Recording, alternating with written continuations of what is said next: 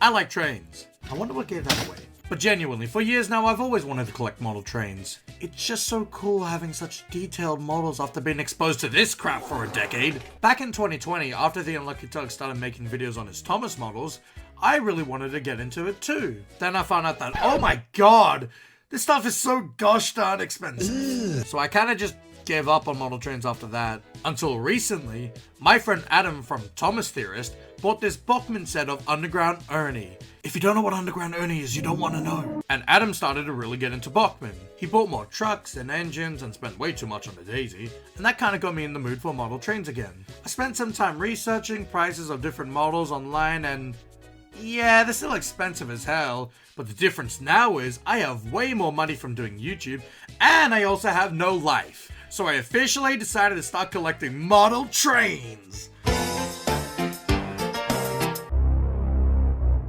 Before we get into the story of everything, there's two things I should let you know.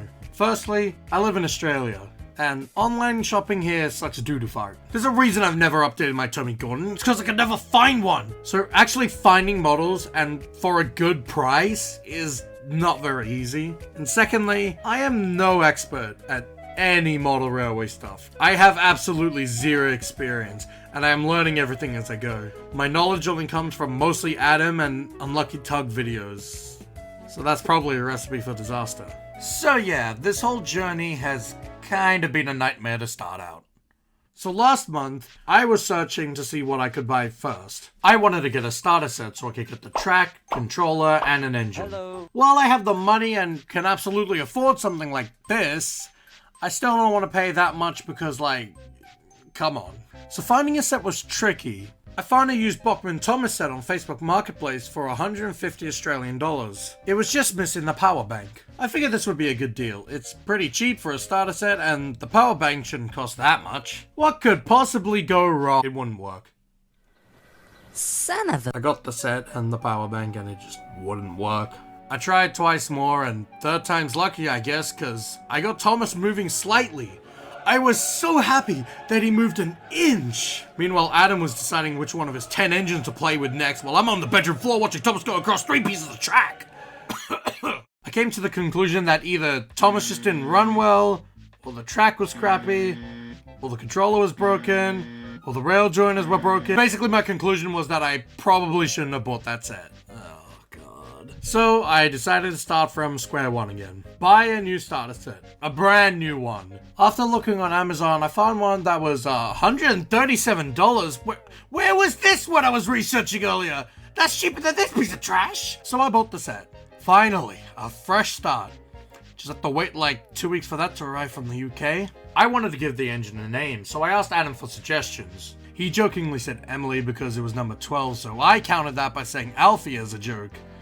And then it kind of just stuck, so this guy's called Alfie now. I'm Alfie. Nobody asked. Elsev Hyaluron Plum, obogaćen hijaluronskom kiselinom. Idealna kosa svakog dana.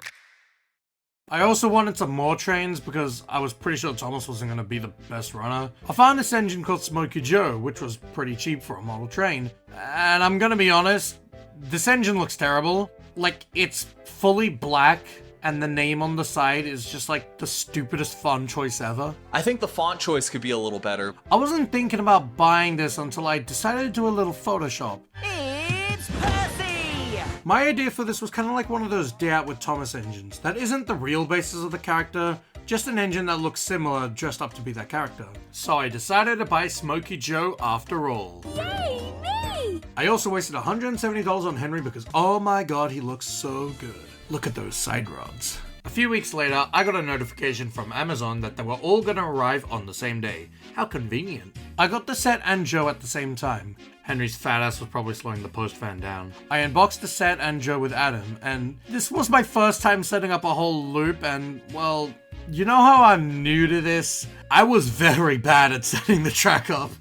Connecting the rails together was so tedious, and sitting on my bedroom floor probably wasn't helping. It took me like 30 minutes just to make the one loop. It was like the longest half hour of my life. Finally though, my luck had turned around because everything was actually working.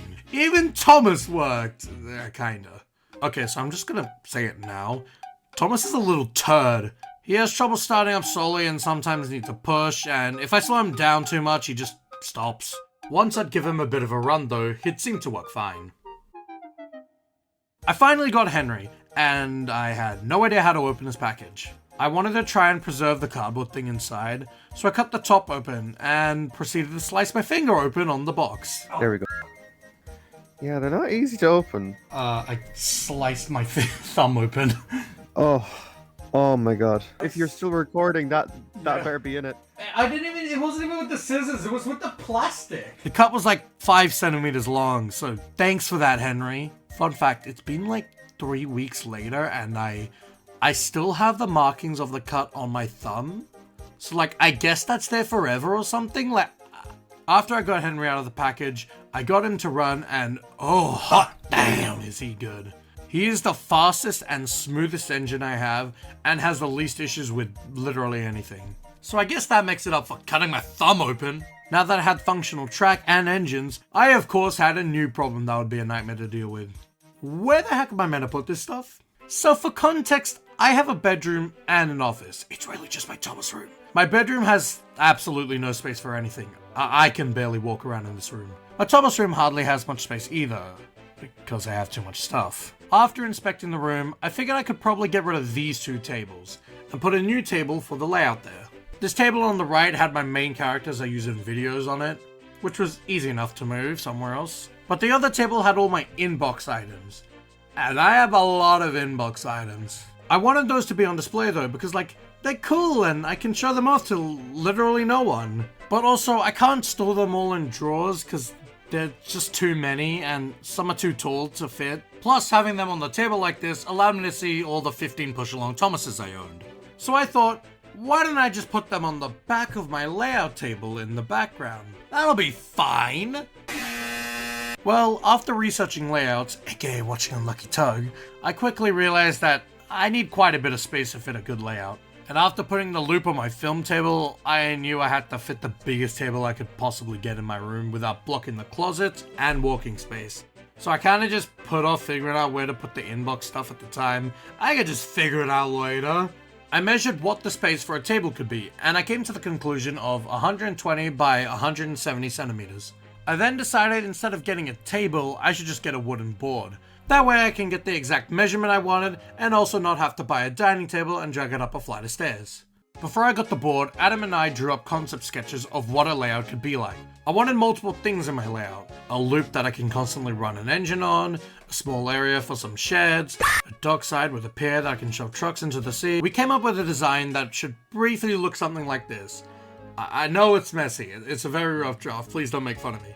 This gave me a general idea of what I could expect from a layout, and I was pretty happy with it. So I bought a wooden board and placed it on top of this right desk and my old work table, which is the same model as that one. I then moved the inbox table as my new work table. This worked out perfectly because I didn't have to buy any new tables, which was such a relief. I set up a circle track and it was looking pretty good. Finally, some good progress! Now that I had a layout in mind, I just needed to buy some more track. I figured that over time I will keep finding lots of track and eventually have enough to try and build a proper layout. So I went looking. Balans Plus poboljšava varanje već nakon 10 dana redovne konzumacije. And eventually have enough to try and build a proper layout. So I went looking. I found a lot on Facebook, which I know what you're thinking, bad idea, but the listing was pretty cheap for a lot of track, so I bought it. The seller did let me know that some of the pieces were rusted and some of the crossings didn't work, but could probably be fixed.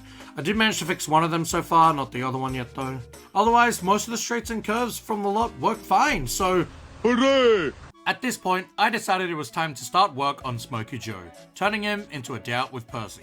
I didn't want to unscrew him to take the shell off or anything, because I'm so new to this and didn't want to break it. And knowing my luck, I probably would have broken it. I decided to start with the footplate. I couldn't spray it with primer because of the wheels. Also, I kind of hate using spray paints because I'm really bad at doing it. But I didn't want to paint it because I knew it was going to take ages doing like 3 to 4 coats to get it good. So instead I decided to just use some paint pens. I've used these things before on the buffer beams on characters like Hurricane and Ryan, and I also use it for the lining on some of my engines. So I just slowly colored in the footplate on one side, and waiting for it to dry before doing the next. Good thing with the pens is that they dry pretty quickly. After that, I realized I didn't have a good green color for the rest of him, so thought I'd just give painting the boiler a try and see what happens. And it was actually working. I didn't even really wait for the paint to dry fully, I just kept coating him over and over until it looked pretty good. Next morning, I then touched up some of the dodgy parts, and I thought he was looking pretty cool. I used the paint pens to do the dome, lining, and other details, and he was done. I'm honestly very proud of this. I think it turned out much better than I was expecting. I love the shade of green, the lining's clean. I didn't mean for that to rhyme. I think the gold on the dome is lovely, and I much prefer this to the original livery. I was so happy that this nightmare was finally over. Just kidding, time for something new to go wrong. So I was scrolling on eBay and found this American train set for pretty cheap and thought, wowee, I could use more trucks in my layout. I only realized the second after I bought it that they have knuckle couplers, so they're not compatible. Well, that's fine, at least my engines can shunt them. Also, I could probably mod them in future, so it's not a waste of money. So the package arrived and oh god. So the caboose and the hopper truck both had wheels that had come out, so I had to push them back into place. The plastic on this stuff is motorized here. There's a chip in the tender. This metal bar's loose on the engine. The coal just fell out of the hopper truck, and this engine is as slow as a snail and as noisy as a jet plane.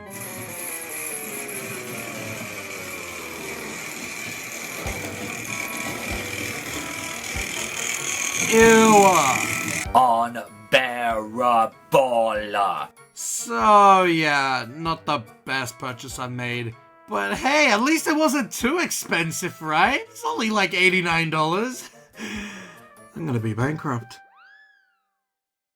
On a brighter note, I decided to try my hand at making some cardboard buildings. Adam had a few which looked very nice, and he taught me how he makes them. So I tried building a shed, and you know what? It ain't half bad for a first attempt. Better than anything I made before with cardboard. And then I also made a platform. I might add brick details and weathering to these later on, we'll see. Adam might make a video about how he makes these cardboard buildings in future, so keep an eye out for that. Okay, time for something else bad to happen. The same seller on Facebook who sold me the track had some engines, so I decided to inspect them thinking I was about to walk home with some new trains. One of which I thought I could one of which I thought I could have made into a day out with James model. I brought some of my track to test out the condition. They didn't work on my track for some reason. I have no idea why, but it kept sucking most of the power out of the tracks. You could hear the motor running, so they definitely worked, but there wasn't enough power for it to run.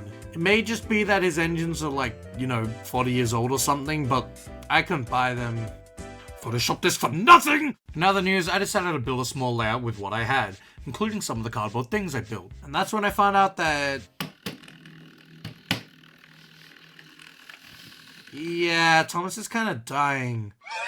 He hardly runs at all unless he's at full speed, and even then he has issues. It's probably not long until he just fully dies. So I might have to get a new one at some point. Amazon put him on sale 2 days before this happened, and then took the sale away, so just my luck again! Ah! So, remember how I needed to put those inbox engines somewhere?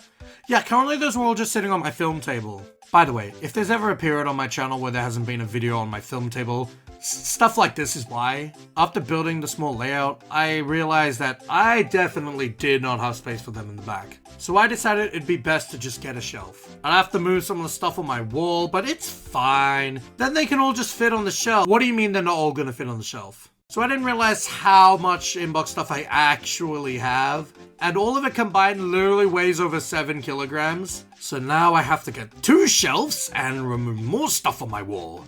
Great. And that kind of brings us to where we are today. As of writing the script, that is. That is pretty much everything that's happened, but by the time this video comes out, I'll probably have a bunch more stuff going on. The shelf's probably installed now. I have a package of track and trucks coming, as well as a new engine. I'm not gonna tell you who. The project is actually going, and it's very exciting to see all this come together. And hey, at least with all the mishaps, I can learn from my mistakes, and it makes a pretty good video. Unless this video sucks. I don't know, I haven't edited it yet. So obviously, I'm no expert here, but as a beginner, I'd like to share some of my advice on what I'd recommend if you want to get started in model railways. The first thing you should buy is a brand new starter set, so you can get a working controller, track, and engine. Don't be like me and buy a crappy used one and spend hours trying to figure out what the problem with it is. Another thing is, this hobby is expensive. You can find workarounds and cheap lots and engines sometimes, but don't expect to easily find everything for cheap. Buying bad quality engines from Facebook isn't going to help you. I'm looking at you, Thomas! I will probably make a sequel to this video at some point, once more work has been done. So if you want to see that, I'm more than happy to show you. Also, hopefully these videos make me back some of the money that I'm wasting on these trains.